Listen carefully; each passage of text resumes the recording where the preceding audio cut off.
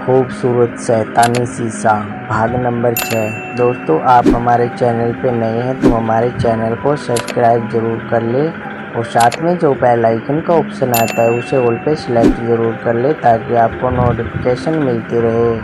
खूबसूरत शैतानी शीशा भाग नंबर 6 सुनते रहिए हमारे साथ। पीहू को अगले दिन सुबह होश आता है तो देखती है कि नीरज उसके सिरहाने ही उसका हाथ पकड़कर बैठे सो रहा है। वो आराम से अपना हाथ नीरज के हाथ से छुड़वाती है और नहाकर चाय बनाकर नीरज को उठाती है। नीरज उठता है तो सामने पीहू को हाथ में चाय की ट्रे लिए देखता है। उसे देखते ही नीरज हड़बड़ाकर उठता है और उसके हाथों से ट्रे लेकर कहता है कि किसने कहा था तुम्हें सुबह उठकर चाय बनाने को? मुझे उठा देती, मैं बना लाता। नहीं नीरज, मैं बिल्कुल ठीक हूँ, पीहू नीरज से कहती है और दोनों चाय पीने लगते हैं। 1-2 दिन बाद नीरज ऑफिस जाने लगता है और छाया अब हर समय पीहू के साथ रहने लगती है। पीहू ने कई बार नीरज को सच बताना भी चाहा लेकिन नीरज ने कभी उसकी बात नहीं सुनी। एक दिन वो नीरज से कहती है कि मुझे मंदिर जाना है। नीरज भी उसे खुशी पास के ही हनुमान मंदिर में ले जाता है। छाया से सब देख रही है लेकिन नीरज के सामने कुछ नहीं कह पा रही है। घर में तो वो पीहू को इतना डरा कर रखती है कि वो कभी अपने घर के मंदिर में नहीं जा पाती है।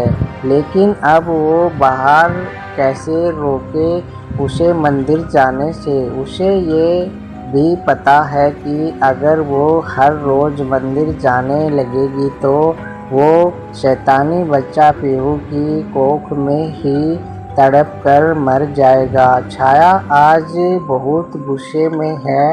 वो तड़पती हुई पूरे घर में घूम रही है। वो बार बार चिल्ला रही है, पीहू अगर मेरे बच्चे को कुछ भी हुआ तो तू जिंदा नहीं बचेगी। दूसरी ओर जैसे ही पीहू और नीरज मंदिर में प्रवेश करने लगते हैं कि तभी पीहू के पेट में बहुत ही भयानक दर्द शुरू हो जाता है। वो चाह कर भी मंदिर में प्रवेश नहीं कर पाती है और नीरज उसे उसी समय अस्पताल ले जाता है। वहां जाकर डॉक्टर उसकी हालत देखकर उसे एडमिट कर लेते हैं। कुछ देर बाद जब पीहू की तबीयत से सुधार आता है तो वो नीरज से कहती है, नीरज मुझे माँ से मिलने जाना है। नीरज उसे कहता है जब तक डिलीवरी नहीं हो जाती मैं तुम्हें अपनी नज़रों से दूर नहीं करूँगा। तुम चाहो मैं माँ को यहाँ बुला लेता हूँ। अब ना चाहते हुए भी पीहू खामोश रह जाती है और कहती है ठीक है, तुम माँ को बुला लो। अब पीहू अगले दिन अस्पताल से घर आती है और अपने कमरे में जाकर आराम करने लगती है। नीरज उसके लिए दूध गर्म करने किचन में चला जाता है। तभी पीहू के सामने शीशे से निकलकर छाया आती है। उसका रूप बहुत भयानक लग रहा है। लंबे बाल हवा में लहरा रहे हैं और उसकी आंखें बिल्कुल सफ़ेद दिख रही हैं। वो पीहू को गुस्से में कहती है, तू मेरे बच्चे को लेकर मंदिर गई थी ना? देख, मेरे इस बच्चे ने तुम्हें मंदिर में प्रवेश नहीं करने दिया। देख मेरे बच्चे की ताकत। और अगर कभी घर जाने की सोची तूने तो देख तेरे नीरज का क्या हाल करूँगी मैं। ये कहकर छाया जोर से हंसने लगती है। पीहू उसे कहती है, अगर तू और तेरा ये बच्चा इतना ही ताकतवर है तो मंदिर के अंदर क्यों नहीं गए, क्यों भयानक भगवान। पीहू उसे कहती है, अगर तू और तेरा ये बच्चा इतना ही ताकतवर है तो मंदिर के अंदर क्यों नहीं गए, क्यों भगवान से डर मुझे बाहर ही रोक दिया। छाया पीहू की बात सुनकर और भी ज़्यादा क्रोध में आ जाती है। अब वो जैसे ही अपने भयंकर रूप में पीहू के पास आने लगती है कि तभी नीरज दूध लेकर आ जाता है। उसे देखते ही छाया गायब हो जाती है।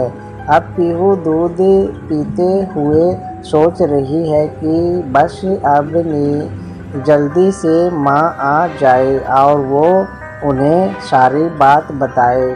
अगले ही दिन माँ आ जाती है। उन्हें नीरज का छोटा भाई छोड़ने आता है और अगली ही ट्रेन से वापस चला जाता है।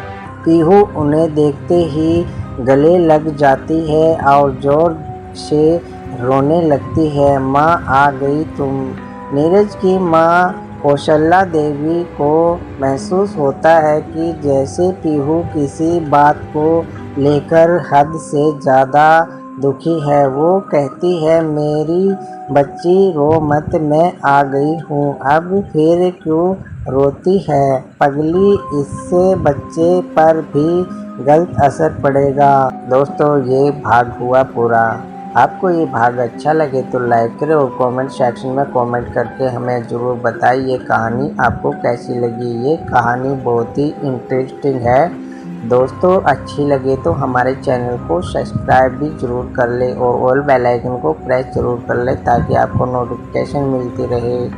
फिर मिलता हूँ अगले भाग में 7वें में। तब तक के लिए मुझे दीजिए इजाज़त। जय हिंद, वंदे मातरम।